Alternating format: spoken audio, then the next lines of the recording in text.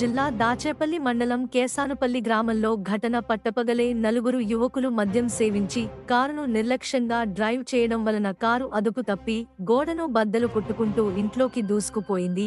ఈ ఘటనలో సుగుణమ్మ అనే వృద్ధురాలికి తీవ్ర గాయాలయ్యాయి. స్థానికులు వెంటనే అప్రమత్తమై ఆటోలో పిడుగురాళ్ల పట్టణంలోని ప్రైవేట్ హాస్పిటల్ కి తరలించారు. సమాచారం తెలుసుకున్న దాచేపల్లి పోలీసులు సంఘటన స్థలానికి చేరుకొని నలుగురు యువకులతో పాటు కారును అదుపులోకి తీసుకుని కేసును విచారిస్తున్నారు. దాచేపల్లి మండలం కేసనపల్లి గ్రామంలో 10 నిమిషాల ముందు నలుగురు యువకులు తప్పతాగి ఈ సచివాలయం బాటలోంచి డైరెక్టర్కి వచ్చి ఇంట్లోకి వచ్చి గుద్దటం జరిగింది. ఒక లేడీ మనిషి నిలబడటం వల్ల ఆమెని గుద్దటం వల్ల కాళ్ళు చేతులు ఇరిగి చాలా బాధపడుతుంది. ఆమెను ఎమ్మటే హాస్పిటల్ చేర్చాము.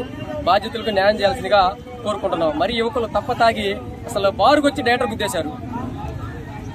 చెప్పు.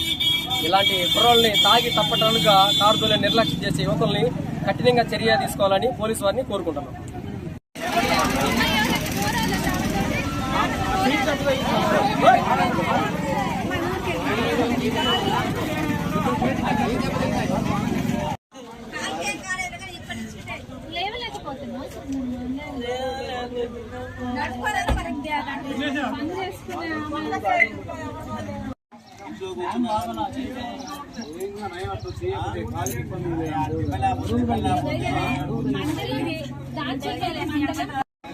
మా పక్కన కొంచెం